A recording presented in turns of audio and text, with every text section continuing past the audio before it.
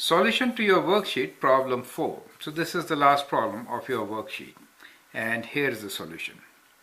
First step is take common denominator and write it like a rational function. Okay, so we can write this inequality as x plus 2 as our common denominator, right? And so x gets multiplied by x plus 2 minus x plus 6 greater than equal to 0, right? Now we can simplify the numerator. So we get x squared plus 2x minus x minus 6 over x plus 2 is greater than equal to 0. Now that gives us x squared, and 2x minus x is x plus x minus 6 over x plus 2 is greater than equal to 0. Now we are looking for product of minus 6, so we are looking for two numbers whose product could be minus 6, so we are looking for p and q, whose product is minus 6 and sum is 1. Okay, so the two numbers are 3 and 2, right?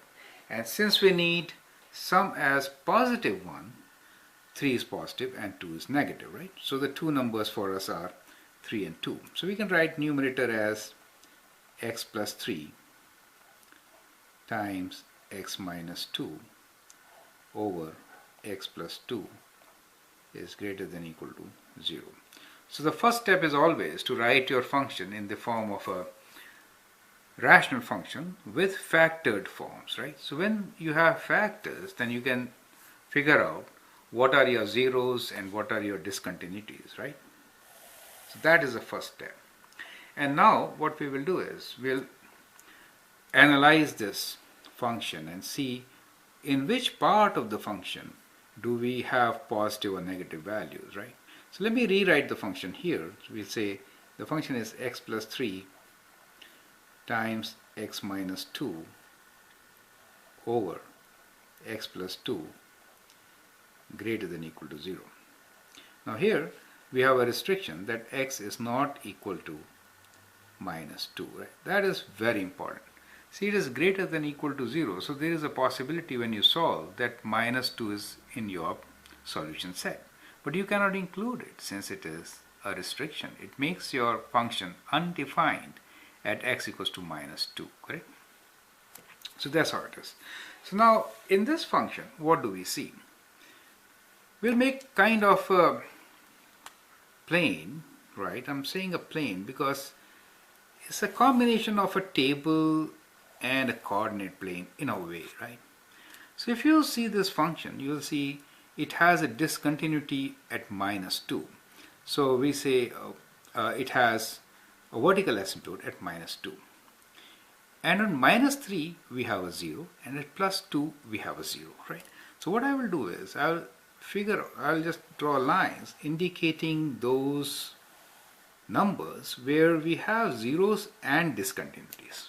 Okay, so we'll say, well, at minus 3, and I'm trying to write them in an order. Okay, so we'll say, well, at minus 3, this is my minus 3. So at x equals to minus 3, I have a hole. So I'll just, I have a 0. So I'll just fill it up. And at minus 2, we have a vertical asymptote. So that is not in our domain. So I'm creating like a hole there, right? So these are the x values. So we have a 0 here, right? And we have a vertical asymptote at x equals to, limit at x equals to minus 3 and x equals to minus 2, right?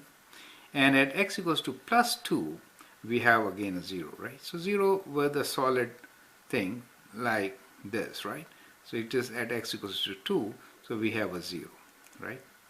Now this rational function graph divides, these points actually divides the graph of the rational function into 4 parts. Do you see those 4 parts, right?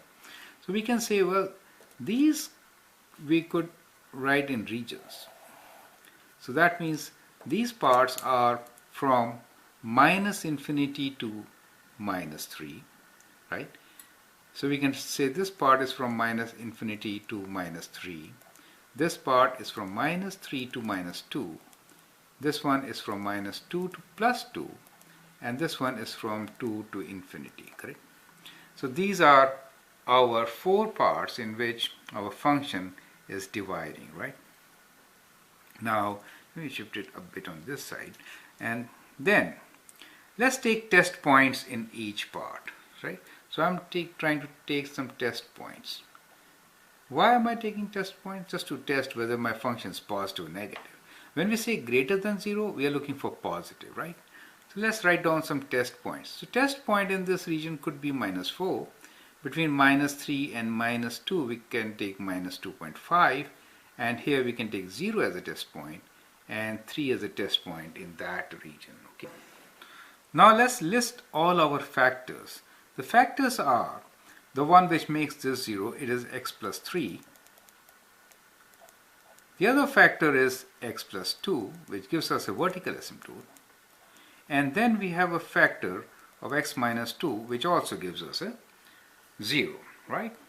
Now if I plug in minus 4 here, what do I get? I get a negative value. And it's negative 1, but we're not really interested in the value. We are interested in the sign. So minus 4 gives me a negative value. Minus 2.5 gives me a positive value. 0 gives me a positive value. 3 will also give me a positive value. Now for this, if I put minus 4 as a test point here, I get negative value. Minus 2.5 will give me negative, and these two will give me positive. If I plug in 0 here, 0 minus 2 is a negative value.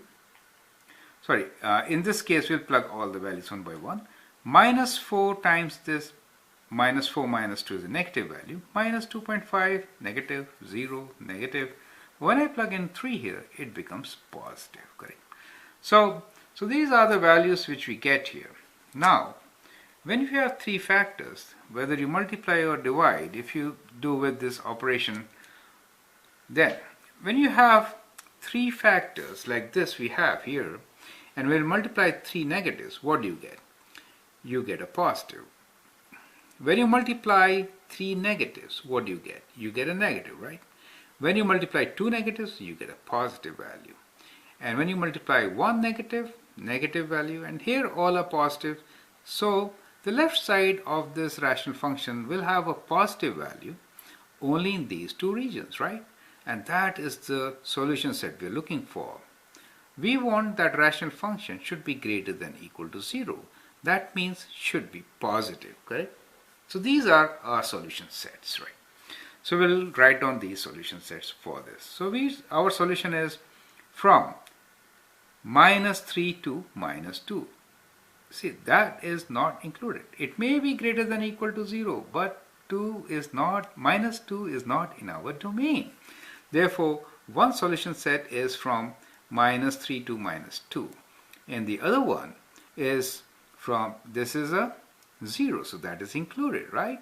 Is from 2 to infinity, but 2 is included. So we'll write with a bracket like this. Do you understand? So that is our answer. So we say solution is, so I'll write down solution separately here. This from minus 3 to minus 2 union 2, okay, I should include 2, okay, 2 to infinity. That is the solution for us, right? So that is how we solve rational inequalities. So first step is to club these factors together, write it in the form of a rational function. Second is figure out zeros, holes, and vertical asymptotes, which divide your plane into different regions, and then check in each region whether it's negative or positive. Since we want greater than or equal to 0, we are looking for positive values.